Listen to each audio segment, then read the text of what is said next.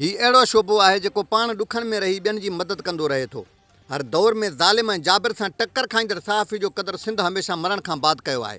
हिकु निजी टीवी में कमु कंदड़ सहाफ़ी नवाब अली मीराणी जी सार टीवी जे मालिकनि सां गॾोगॾु जंहिं सहाफ़ती तंज़ीम में कमु करे थो, उन सुमैत सहाफ़ी दोस्तनि बि न लधी। वॾी महिरबानी मोहम्मद शाहकुमार साहब, तव्हां असां लड़ी आहियो खानपुर बार में ऐं मुंहिंजो आवाज़ु अलाए वञ ताईं पहुचाइण लाइ हमदर्दी करण लाइ पहुता आहियो। पहिरियों तव्हांजो शुक्रगुज़ार आहियां। तव्हां जेको आहे हिन वक़्तु मुंहिंजे वक़्तु ॾुखियो वक़्तु हले पियो ऐं तव्हां मूं वटि हली आया आहियो।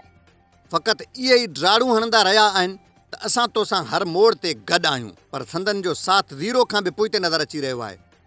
जे मां वाज़े कंदो हलां त आउं हिकिड़ो खानपुर मार जो नंढो सहाफ़ी आहियां। खानपुर मार प्रेस क्लब आहे, तालका प्रेस क्लब खानपुर मार, जंहिंजो सीनियर नायब सदर आहियां। 21 खनि साल थिया आहिनि मूंखे सहाफ़त कंदे खानपुर मार मुख़्तलिफ़ इदारनि में। सहाफ़त में मूंखे जेको मिलियो आहे उहो तक़रीबन 5 मोटरसाइकिलूं आहिनि जेके मुंहिंजूं ज़ाती जेको आहे त चोरी कयूं वियूं आहिनि, 4 चोरी कयूं आहिनि। हिकिड़ी पंहिंजे दोस्तनि सां गॾु 2 दोस्तनि सां गॾु हुया जेके तक़रीबन घोटकी जो चंगुलाणी आहे, उते बोतल पी घुमी फिरी वापसि अची रहिया हुआ त खानगढ़ भरिसां ॻोठ ॾिठो मां रोड ते।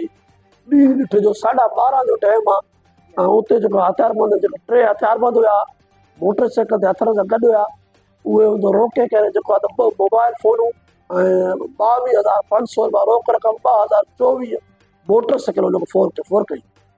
पर हिन वक़्तु ताईं मुंहिंजी कंहिं बि मदद न आहे कई। पर हिन वक़्तु कंहिं बि मुंहिंजी कटे सटे मदद न आहे कई। सहाफ़त खे 20 सालनि खां वधीक टाइम ॾींदड़ खानपुर महर जे नवाब अली मीराणी जूं मजमूई तौरु 5 मोटरसाइकिलूं लोफर गिरकाए विया। पर बदकिस्मतीअ सां SHO खानपुर महर मथे हेठां विहाणो ॾेई ईअं सुतल आहे जहिड़ो कुझु बि नाहे थियो। पर सवाल उहो आहे त खानपुर महर पुलिस खे ही हेॾी बदअमनी नज़र छो नथी अचे?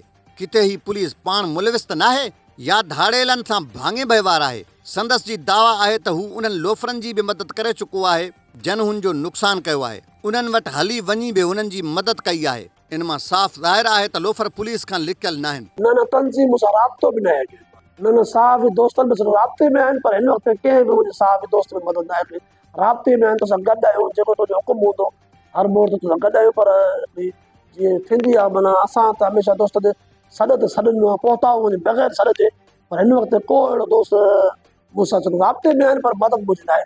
जेके बि मुंहिंजे पुट खां मोटरसाइकिल फुर करे विया आहिनि न हिन वक़्तु, ऐं वॾे दावा सां चवां थो त जेके बि मुलविस हूंदा उन्हनि जी बि मदद कई हूंदी।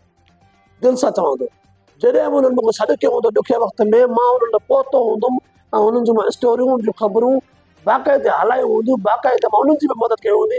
जेके मुंहिंजे पुट खे मुड़ुस फसी विया आहिनि उन्हनि जी बि मां बाक़ाइदे कॉल ते सॾ ते उन्हनि जे घर पहुतो आहियां, उन्हनि जे 2-3 बसनि में पहुतो आहियां, उन्हनि जी स्पेशल मदद कई आहे। पर इहो सवाल तव्हां ताईं थजिजे थो त मथे ज़िक्र कयल 3 शोबनि मां हिन जी केरु मदद करे थो? मोहम्मद इसाक़, क़ौमी हक़ीक़त, माथेलो मूमल जी माड़ी।